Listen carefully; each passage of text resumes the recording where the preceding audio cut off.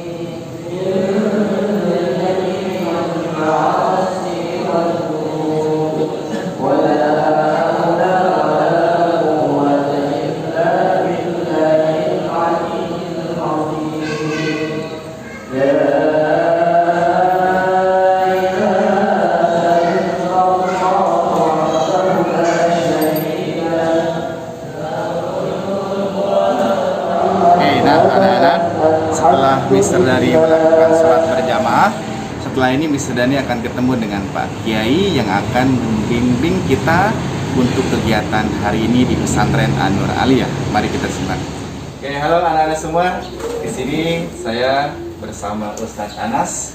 Ustadz Anas ini sebagai guru di pesantren, juga sekaligus guru agama Islam di pesantren ini. Nah, di sini saya bersama Miss Reni, Miss Rizda. Kami ingin mengenal lebih jauh lagi, lebih dalam lagi, apa saja, ada kegiatan apa saja di pesantren ini. Mari kita simak. Di sini kami ingin bertanya, ada beberapa hal supaya kami juga mengetahui kondisi pondok pesantren An-Nur Aliyah ini.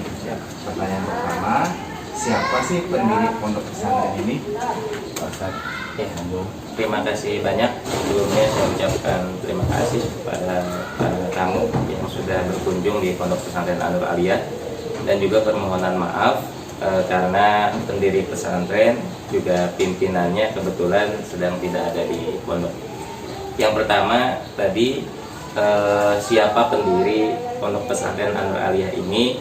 Alhamdulillah masih ada pendirinya, yaitu Ayahanda Kiai Haji Nur Ali, yang mana beliau kalau ke saya mertua. Kebetulan pimpinannya anak beliau Haji Eri juga hari ini sedang tidak ada. Jadi pimpinan pondok pesantren pendirinya adalah Kiai Haji Nur Ali.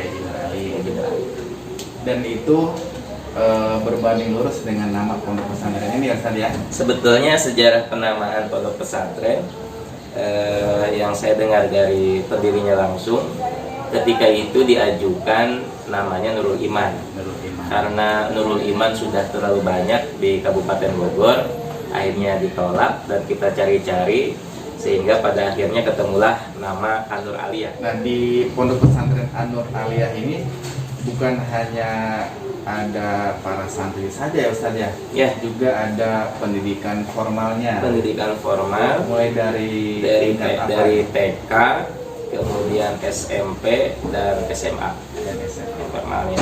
Dan semua wajib tinggal di asrama, tinggal di pondok. Tidak ada siswa yang keluar masuk, artinya yang sekolah berangkat dari rumah. Semua siswa di SMP dan SMA wajib mondok di pondok pesantren. Wajib, ya. Iya. Dan mereka boleh orang tua berkunjung itu dibatasi, Ya. dan mereka boleh pulang berapa kali satu tahunnya dalam 1 tahun. Untuk kunjungan kita atur yaitu 1 bulan 1 kali, di minggu pertama untuk putra, di minggu kedua untuk putri untuk kunjungan. Kemudian adapun perpulangan itu 1 tahun maksimal itu sampai 3 atau 4 kali libur atau perpulangan yang memang sudah ditetapkan di pondok. Adapun santri yang punya keperluan yang tidak bisa ditinggalkan sehingga dia mengharuskan pulang, itu nanti ada perizinan ke pimpinan. Jika ada yang sesuatu mendesak, Ya, itu betul. ada perizinan ya, Seperti itu. sakit biasanya dan yang lain. Untuk kegiatan utama di sini apa ya Pak Ustaz?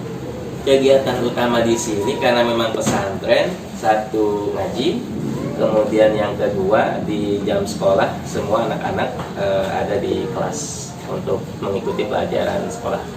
Kalau untuk pengajian itu setiap ba'da sholat, ba'da subuh ngaji, kemudian ba'da zuhur setelah anak-anak sekolah, ba'da asar, ba'da maghrib sorogan Quran, ba'da isya pengajian kita. Jadi full tiap ba'da sholat itu pengajiannya full. Itu. Oke, baik. Nah, saat ini kan Ustadz Anas, kita sedang di banyak landa berbagai cobaan dari Allah Subhanahu wa taala. Salah satunya yang sudah melanda sampai dunia bahkan itu pandemi Covid-19.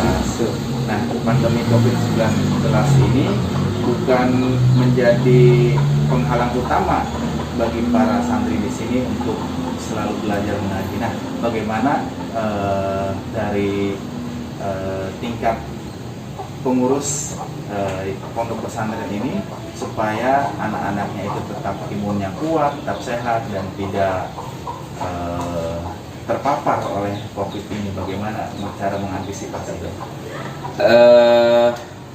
Langkah kami dari pengurus pondok pesantren, begitupun dari pihak sekolah untuk mengantisipasi wabah yang sampai saat ini belum hilang, COVID-19, yaitu dari awal memang sempat diliburkan karena himbauan dari pemerintah.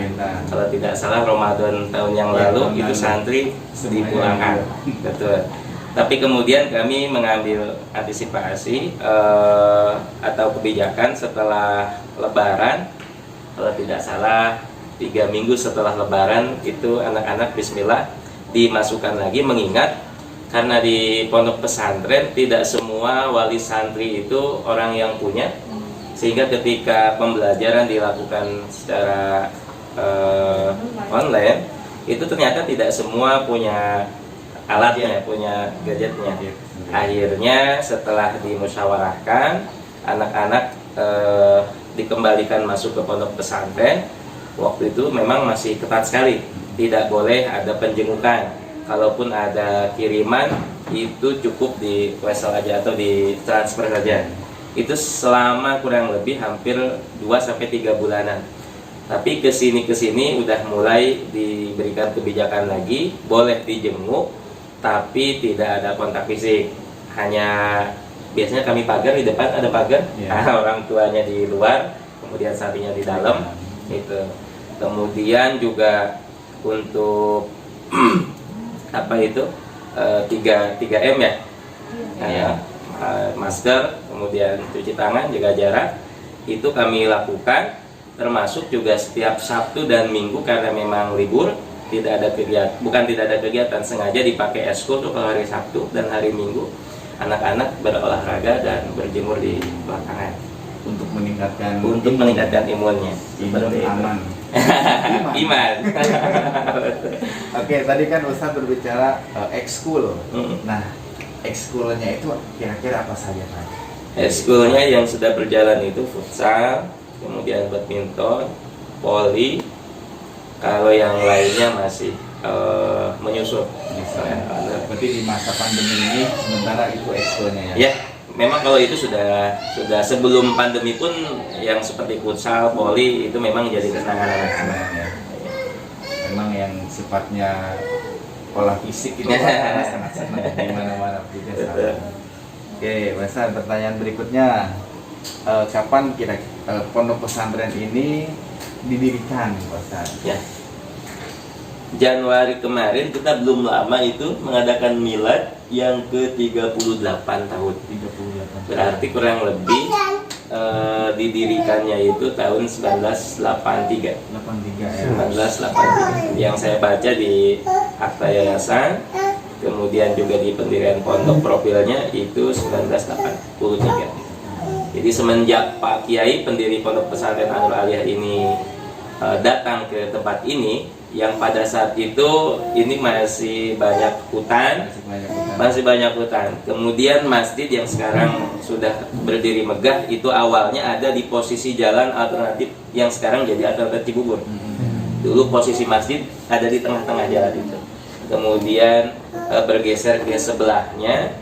Nah, Bapak itu mengalami di masjid yang pertama sebelum gusuran jalan, kemudian juga yang kedua, sampai sekarang masjid yang megah itu renovasi yang ketiga.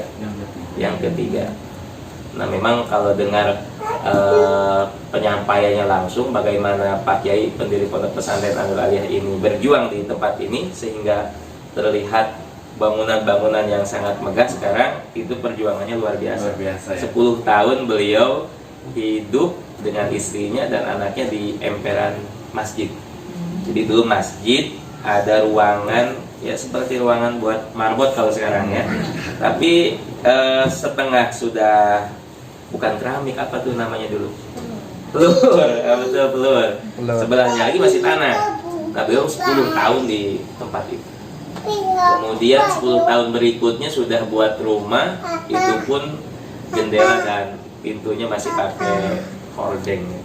Nah, yang saya dengar perjuangan beliau untuk mendirikan pondok pesantren ini dulunya luar biasa. Sarananya, Pak, sarana prasarananya. Jadi tadi saya lihat di sana ada untuk panggung ya, panggung untuk apa itu muhadoro. Akhirnya sarana dan prasarana. Selain itu ada yang lain gitu, Pak? Kalau sarana prasarana itu yang sudah pokok berarti kan ruangan kelas, baik itu buat mengaji dan buat sekolah. Kemudian juga lapangan futsal dan lapangan voli.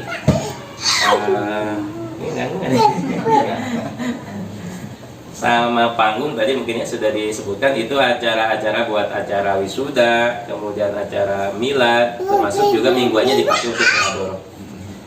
Kemudian ya termasuk walaupun masjid milik umum, tapi karena posisinya ada di wilayah pesantren, nah itu termasuk juga fasilitas yang dipakai untuk para santri.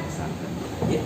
Rencana agenda untuk Ramadan tahun ini gimana Ustaz? Apakah udah ada? Untuk Ramadan di Pondok Pesantren ini seperti yang biasa, memang sudah rutin kami mengadakan istilah di pesantren itu pasaran.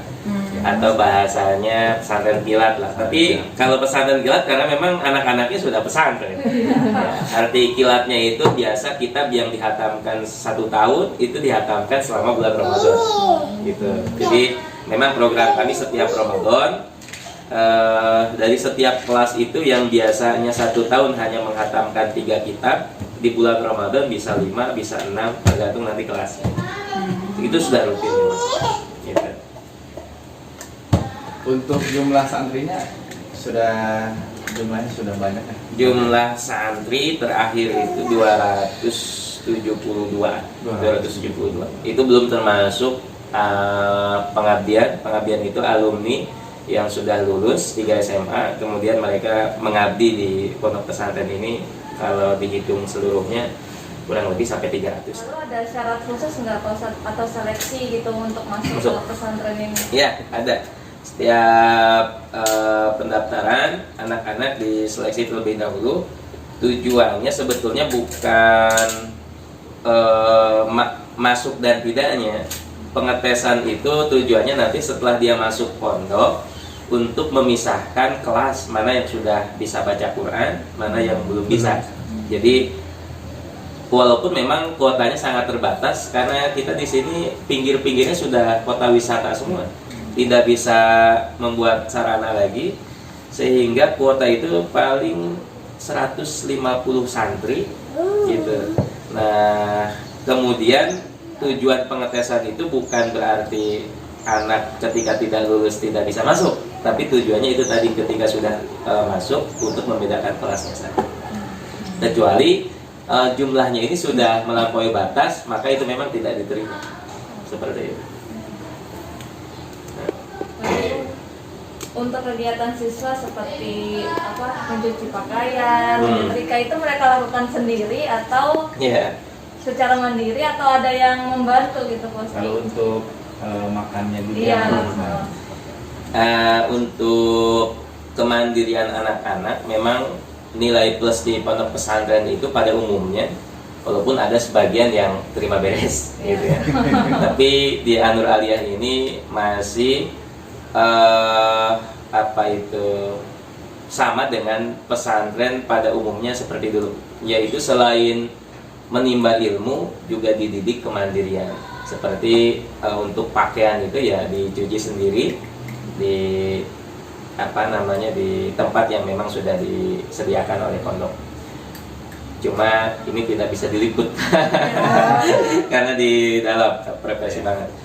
Kemudian ada pun untuk makan, nah ini paling yang sudah berubah dari paradigma pondok pesantren dulu dengan keadaan sekarang. Kalau dulu kan makan masak sendiri. Kalau sekarang ternyata waktunya sangat sempit, sehingga untuk makan itu ada yang ditugaskan khusus masak. Gitu. Jadi anak-anak tinggal ke dapur mengambil, langsung tinggal disantap saja. Jadi tidak ada masakan. Tapi kalau ada acara-acara momen-momen tertentu seperti khataman kitab, kami masih di pondok ini masih mengikuti ajaran-ajaran para kiai dulu. Ketika syukuran itu anak-anak yang masak. Tapi itu kan momennya terbatas, tidak setiap hari. Seperti itu. Ngeliwet bahasanya. Iya, ngeliwet. Sampai sekarang bosan. Oke, mungkin setelah ini kami mohon izin mau melihat suasana ruangan santrinya, ruangan pesantrennya. Mungkin juga kami mohon izin juga untuk mewawancara salah satu santri yang berprestasi dan banyak lagi yang lainnya seperti itu, Pak Ustaz. Silahkan, tapi saya tadi dapat arahan dari pimpinan kalau untuk kamar itu mohon maaf tidak paling luarnya saja. Sama kalau aula yang sarana-sarana umum silahkan. Nanti saya panggilin dulu kalau yang anak santri. Ya, terima kasih. Oke. Nah, anak-anak, ini hasil ngobrol-ngobrol santai. Ya, kami semua, saya, Miss Reni, Miss Risa, dan Pak Ustadz Anas. Nah, banyak sekali yang kami bicarakan pada kesempatan ini. Terutama yaitu banyak nilai penguatan pendidikan karakter khususnya untuk para santri. Yang utama adalah nilai karakter kemandirian, tanggung jawab. Nah, banyak lagi nilai karakter yang lainnya. Oke, nah setelah ini kita akan melihat suasana gedung ya. Lalu kita juga akan melihat kegiatan santri di pesantren An-Nur Aliyah Cibubur ini. Oke, mari kita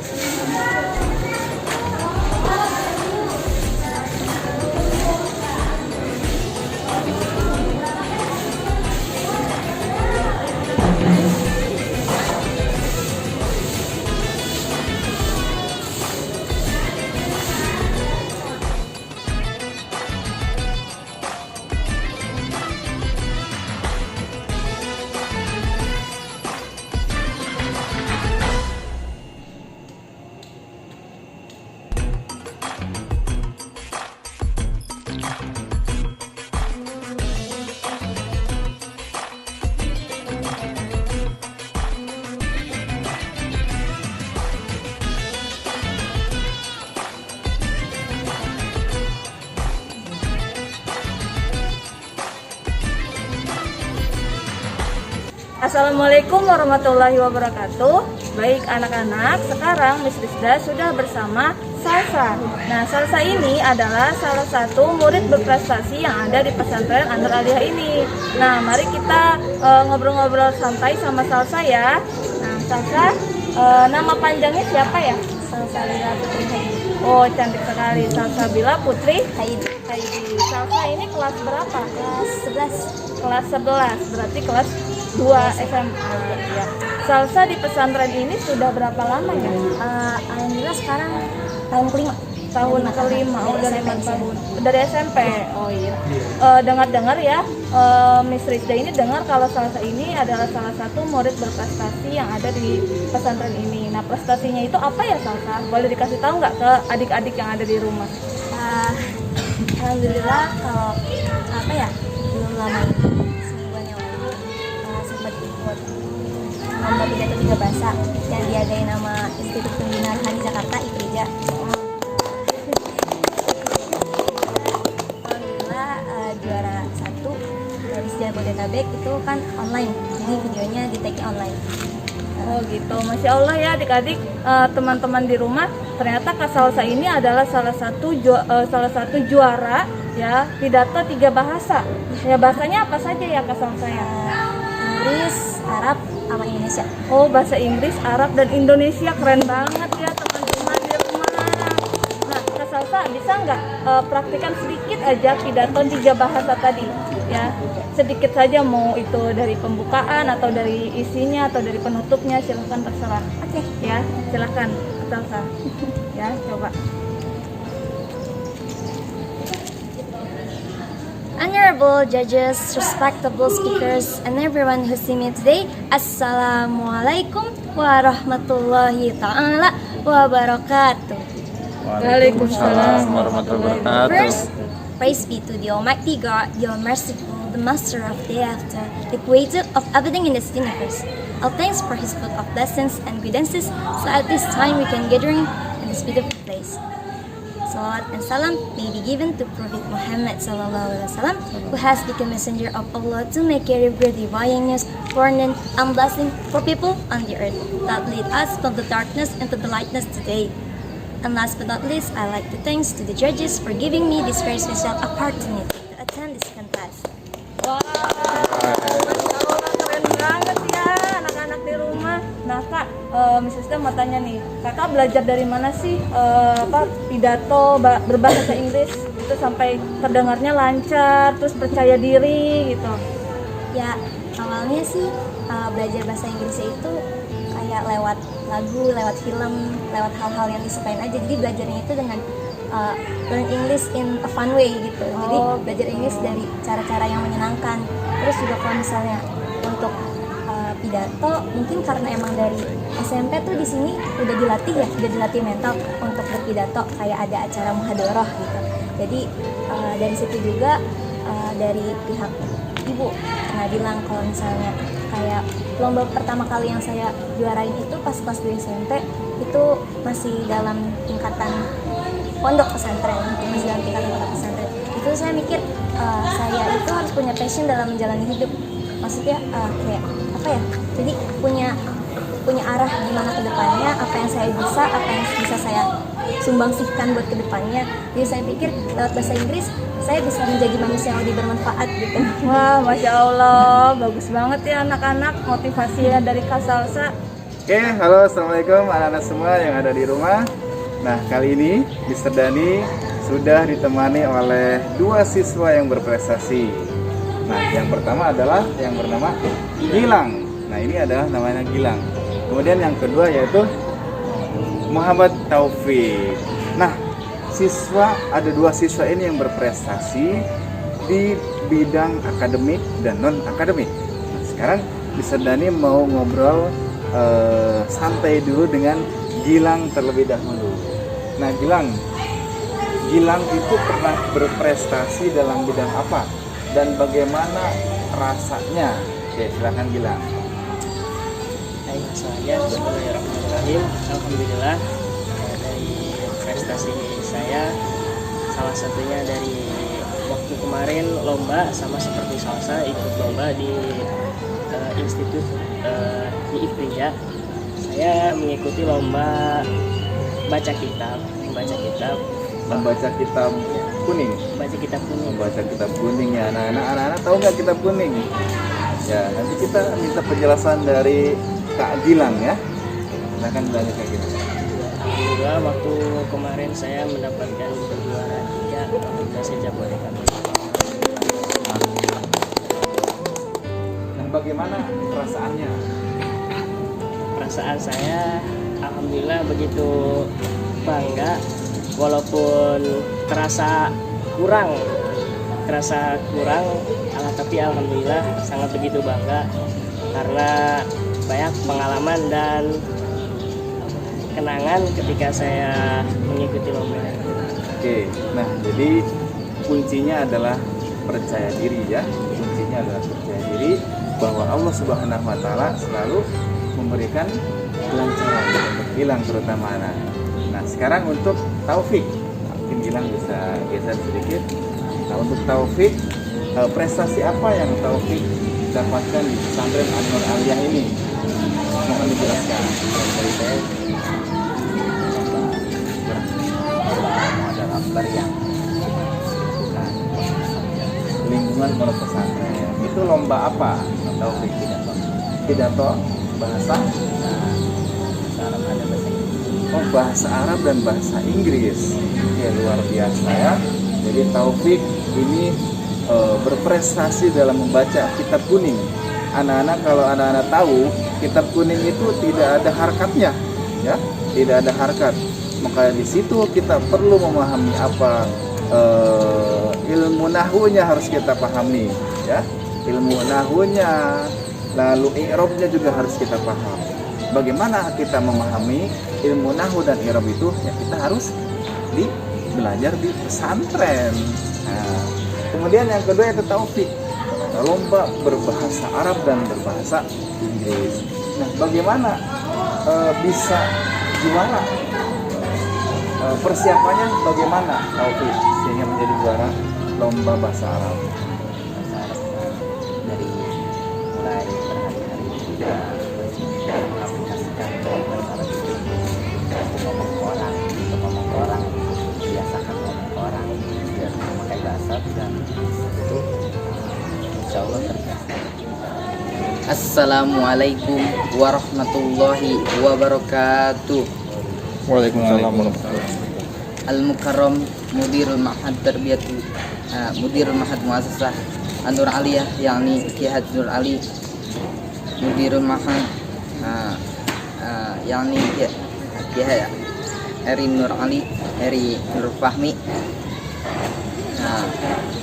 Innal hamdalillah nahmaduhu wa nasta'inuhu wa nastaghfiruh wa na'udzu min syururi anfusina wa min syarri a'malina may yahdihillahu fala mudhillalah wa may yudlil fala hadiyalah.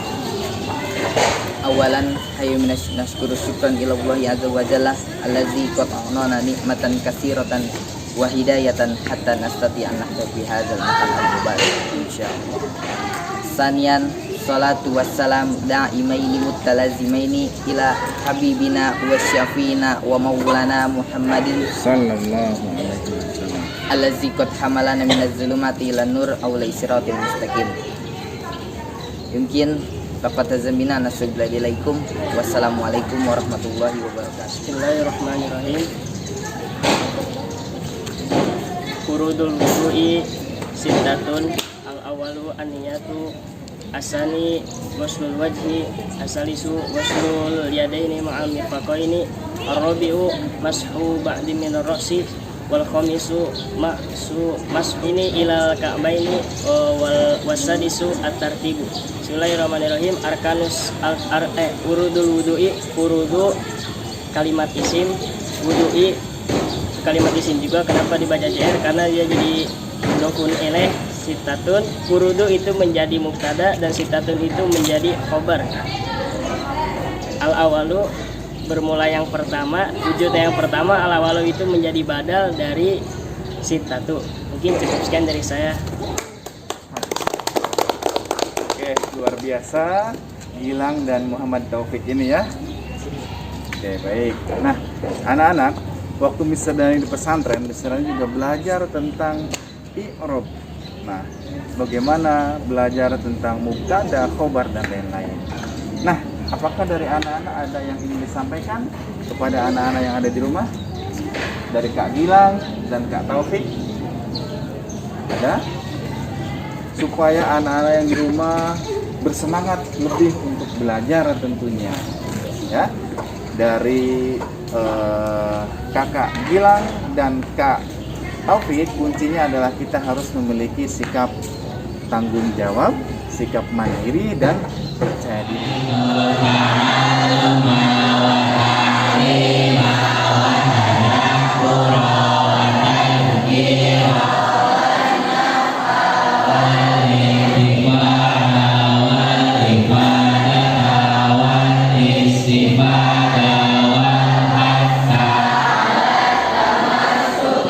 Bikin